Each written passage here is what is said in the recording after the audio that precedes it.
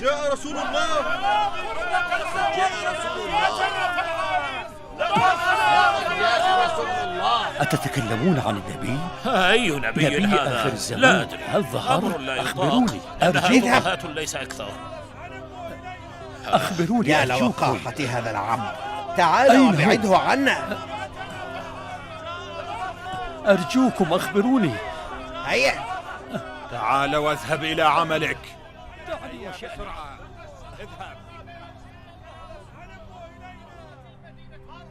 لقد هب نسيم النبوة المحمدي، وانتشر عطر التوحيد، وانهمر غيث الرحمة. لقد مر على البعثة النبوية الشريفة 13 عاما. إنها السنة التي شاء الله أن يلتقي فيها روزبة بحبيبه الموعود. ثلاث خصال: لا يقبل الصدقة، ولا يرد الهدية، وختم النبوة على كتبه.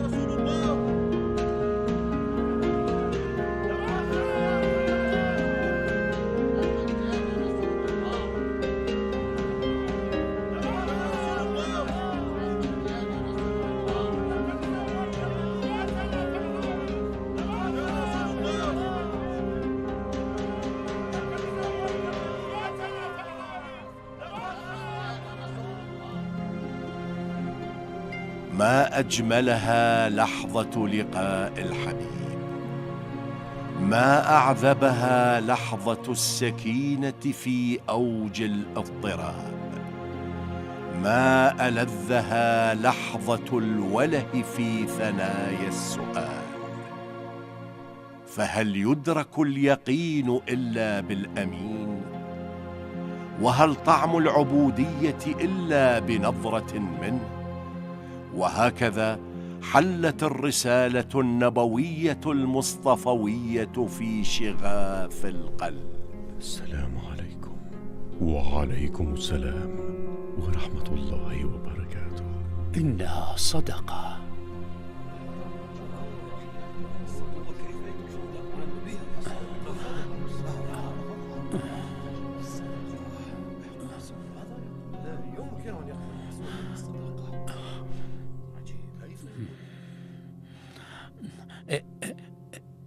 إنها هدية.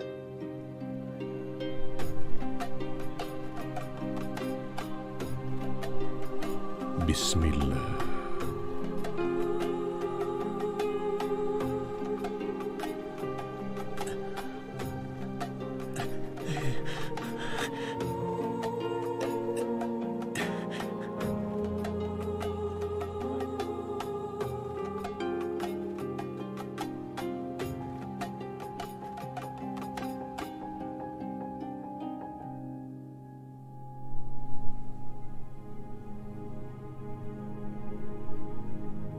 أخبرت أن نبي آخر الزمان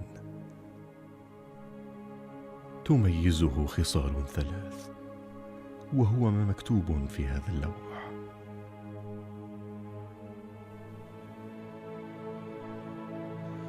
بث النبي الخاتم روح الحياة في جسم روزبة الذي أبلاه التشرد والانتظار، وهكذا نهل من كلمات نور النبي الخاتم وأودعها في سويداء القلب بعيداً عن تيارات الهوى وموجات الأطماع.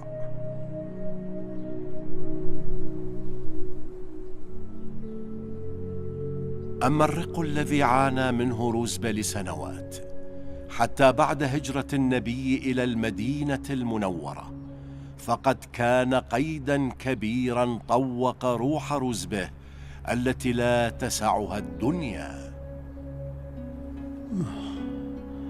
متى سأبصر نور نبيك؟ إلهي يا متعال يا سبحان، فلتسجن الهوى وتعتق الرقبة. إلهي أنت تعلم ضري، فأجبني يا كريم.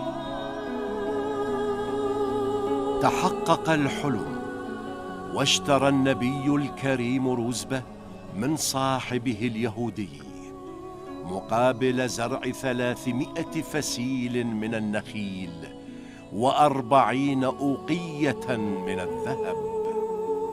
وقد غرس النبي الكريم الفسائل بيديه الكريمتين، وسقاها أمير المؤمنين علي.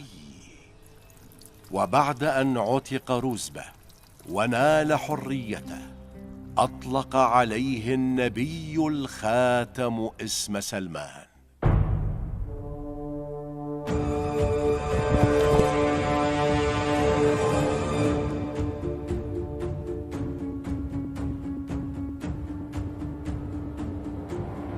تعاضد مشركو مكة مع مجموعة القبائل اليهودية على فتح المدينة.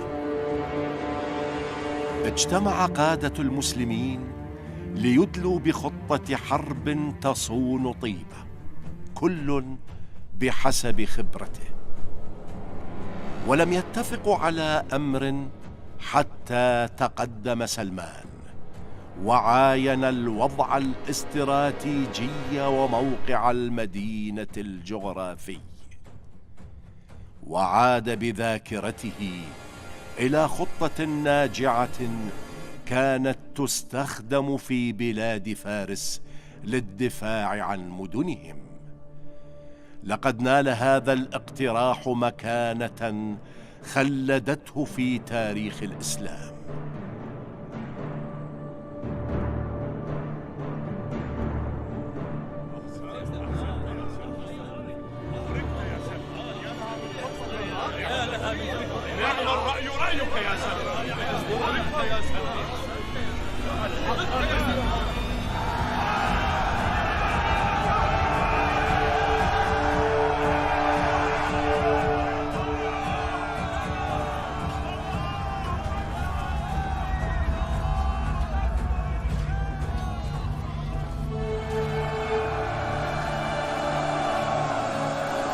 عندما قصم علي ظهر الشرك بضربة تعادل عبادة الثقلين، وحفر في جسم الشرك خندقه الكبير ليظهر الدين كله على الشرك كله.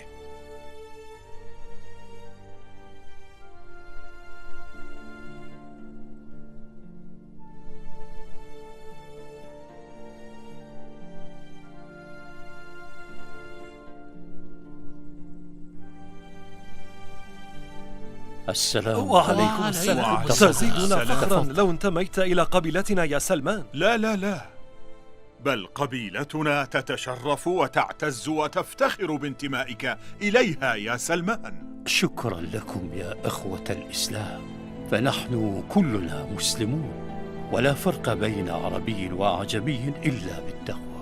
وتعالى صوت سمح جهير للنبي الخاتم يعلن قائلا: سلمان منا أهل البيت.